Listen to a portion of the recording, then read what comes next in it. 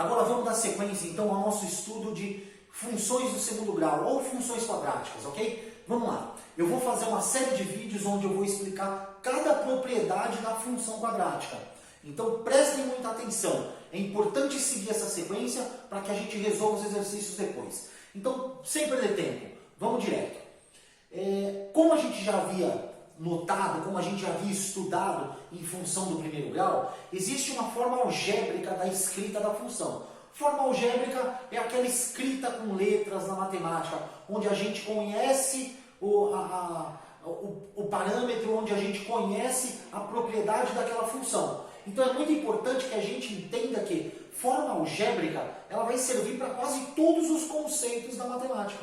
Então vamos lá, a gente sabia, olhando para uma função do primeiro grau, que a forma algébrica dela era função de x é igual a ax mais b. Lembra que nós tínhamos ali então só os elementos ax e o elemento b, ax mais b? Ok, como agora a gente ganhou propriedade para uma função quadrática ou uma função do segundo grau, a gente vai ter um elemento a mais. Então presta muita atenção.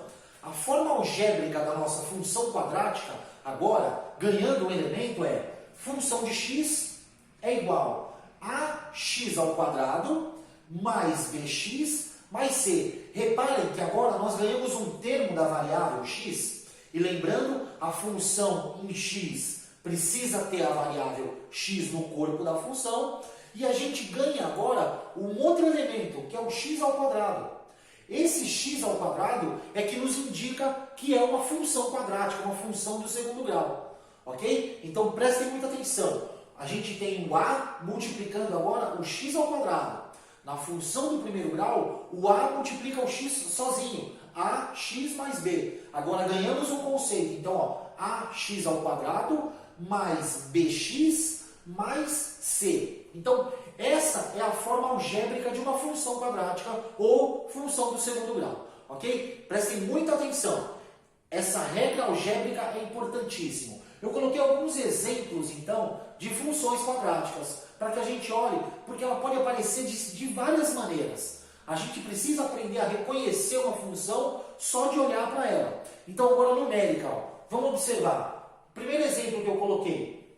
Função de x é igual a 3x ao quadrado menos 2x mais 6. Reparem que a gente precisa, para existir uma função quadrática, a gente precisa obrigatoriamente do elemento x ao quadrado. Então, essa função tem x ao quadrado? Tem 3x ao quadrado. Então, indica que ela é uma função quadrática. E depois eu tenho outros elementos, ó, menos 2x mais 6. Tanto faz se é menos 2x, mais 2x, mais 6, menos 6. O sinal numérico aí não importa muito para reconhecer quando a função é quadrática ou não. O importante para saber se a função é quadrática é que nós tenhamos aqui o elemento x, a nossa variável x, elevado ao expoente 2. E ela tem que ser o maior grau. Então o maior grau de potência que nós temos é x ao quadrado. Logo, é uma função quadrática. O outro exemplo que eu coloquei, um exemplo que parece até mais simples, porém não é um exemplo tão simples, mas eu consigo identificá-lo como uma função quadrática. Ó. Função de x é igual a menos x ao quadrado. Obrigatoriamente, nós precisamos o quê? Para que ela seja quadrática? Do x ao quadrado. Aqui tem menos x ao quadrado. Lembrando, quando não tem número nenhum aqui na frente, é 1.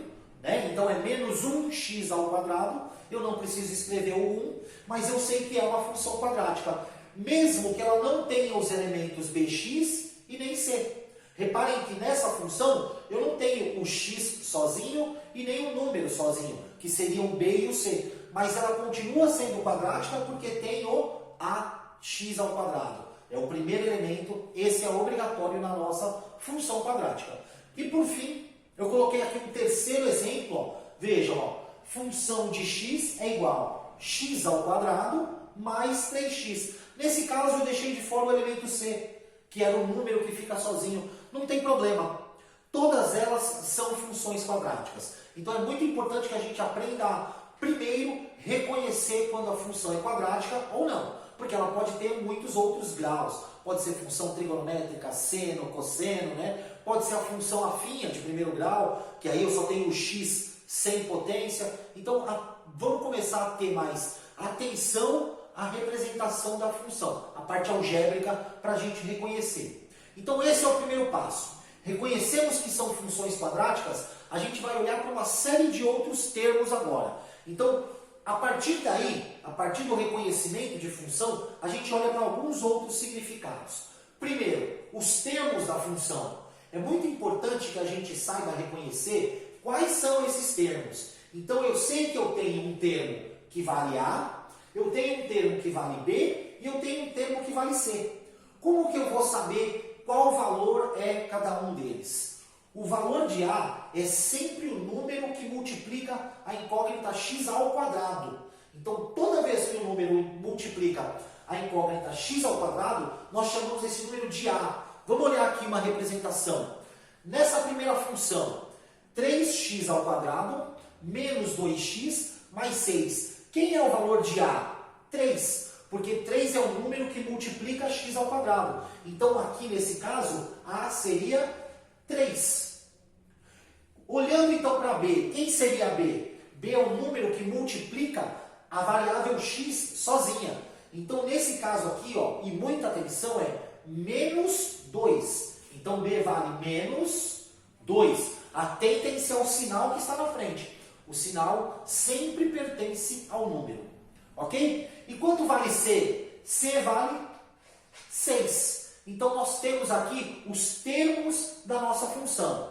E quando eu não tenho alguns termos? Menos x ao quadrado. Quem seria o A nessa função? Menos 1. Não se esqueçam, não tem número na frente, ele vale 1. Então, quem seria o valor de A? Menos 1. Nessa função, quem seria o valor de B? 0. E o valor de C? Também 0, porque eles não aparecem aqui. Na função de baixo, então, nós teríamos aqui, ó, o A vale 1, porque é 1x ao quadrado. O B valeria 3 e o C 0, porque o C não aparece aqui.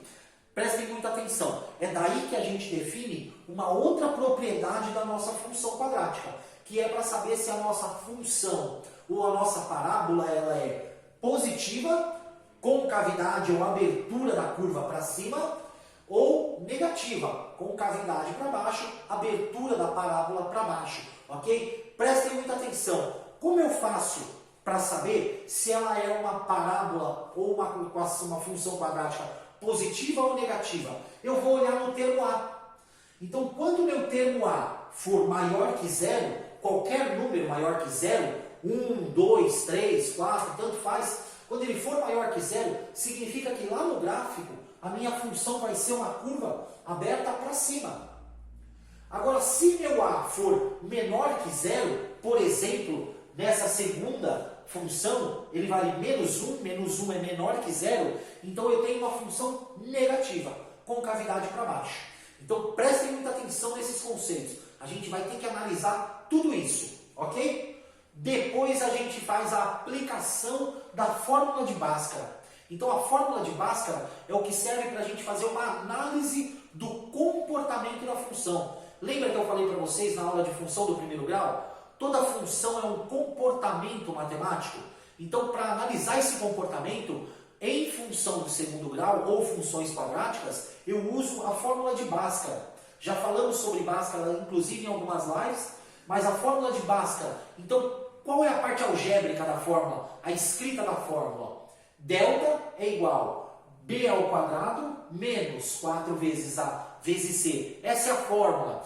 Gente, reparem. Lembra das aulas de física? Aparece delta. O que significa delta? Uma variação. Ok? Em matemática também. Então eu sei que a fórmula de Bhaskara está olhando para uma variação. Qual variação? A variação da curva. A variação da nossa parábola lá no gráfico. E o gráfico é escrito no plano cartesiano. Então prestem muita atenção. Como a gente faz? Primeiro aplicamos a primeira parte da fórmula de Bhaskara. Delta é igual a B ao quadrado menos 4AC. Queremos encontrar as raízes, a gente aplica a segunda parte da fórmula de Bhaskara. Então nós chamamos as raízes de x.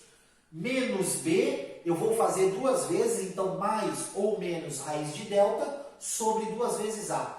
Atentem-se, pessoal, que todas as letras que aparecem nas fórmulas são as letras da nossa função quadrática, da parte algébrica. Nós já sabemos os valores, então é fácil aplicar isso numa fórmula.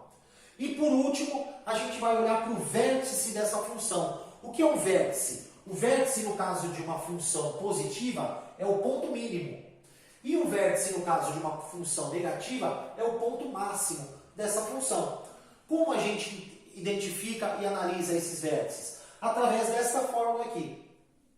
O x do vértice é menos b sobre 2a e o y do vértice é menos delta sobre 4a. Também são valores conhecidos da nossa função.